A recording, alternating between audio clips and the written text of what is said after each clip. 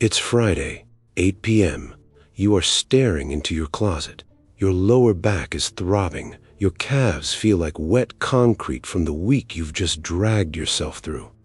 Every single muscle, every fiber of your being is begging you to just lie down, pull the blanket over your head, and disappear into the mattress.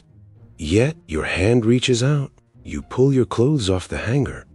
It doesn't even feel like a choice. It feels like a strange, automatic survival reflex. You get dressed, step out into the cold night, and push open the heavy door of a crowded, deafening venue.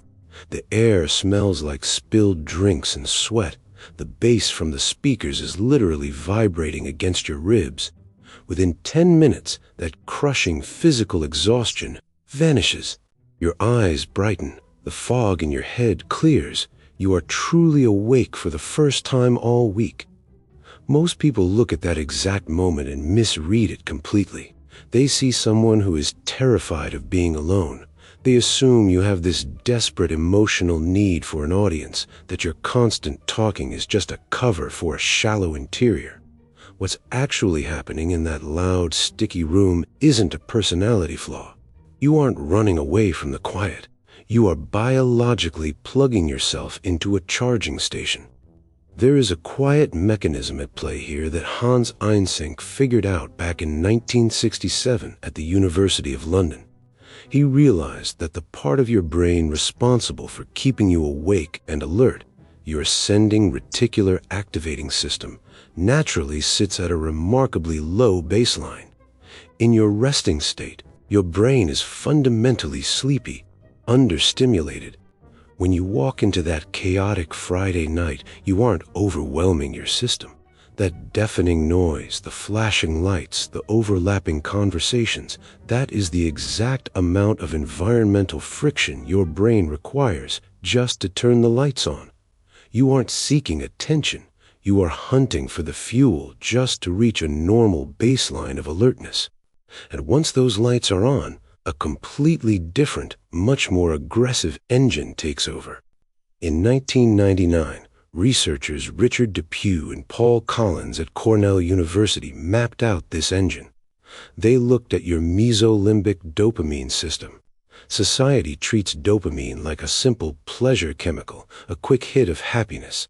In your brain, it is a hunting dog. It's a system of incentive motivation. When you notice a new face across the room or sense the energy shift in a conversation, your brain doesn't just feel a passive warmth. It treats that social cue as a high-stakes reward. Your dopamine pathways physically push you toward the interaction. It is a relentless motor driving you to consume the environment. You feel this motor running in the middle of a freezing corporate meeting room. The projector is humming. Someone asks a complex, stressful question. The introverts in the room instinctively lean back, their eyes darting away as they retreat inward to process the data. You lean forward. Well, what comes to mind is, the words are leaving your mouth before you even know how the sentence will end.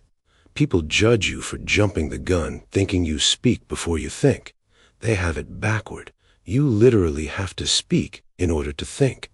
In 1999, researcher Deborah Johnson at the University of Iowa looked at brain scans and noticed something fascinating about this exact moment. The tissue in your prefrontal cortex, the area that handles deep, prolonged internal debate, is actually physically thinner, and blood flow takes a completely different, much shorter route. Sensory information hits your brain, bypasses the long, winding road of internal anxiety, and comes straight out of your mouth. You don't get trapped in analysis paralysis. You use the oxygen in the room, the facial expressions of your coworkers, as your processing board. This same short circuit is what saves you when everything falls apart. The airport departure board flashes red, flights canceled. You can smell the stale coffee and the sudden panic rippling through the crowd. Everyone else freezes, gripping their luggage. You are already at the counter. Within seconds, you are making the exhausted, defensive gate agent smile. You are matching their exact vocal cadence. You've slightly mirrored their posture. You aren't manipulating them. Tanya Chartrand and Michelle Duffy at Duke University documented this in 2015. Your neurobiology makes you a master of unconscious mimicry. Your brain is a highly tuned radar, instantly reflecting people back to themselves to manufacture trust out of thin air. It is a brilliant, invisible survival hack.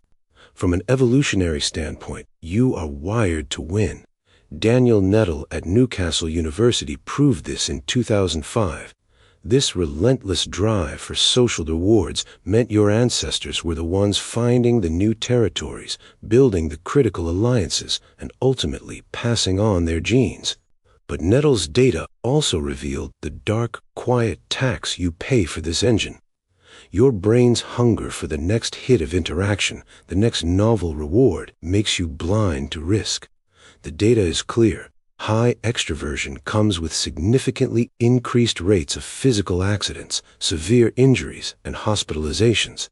When your dopamine system's hunger outpaces your self-control, the turbine spins too fast.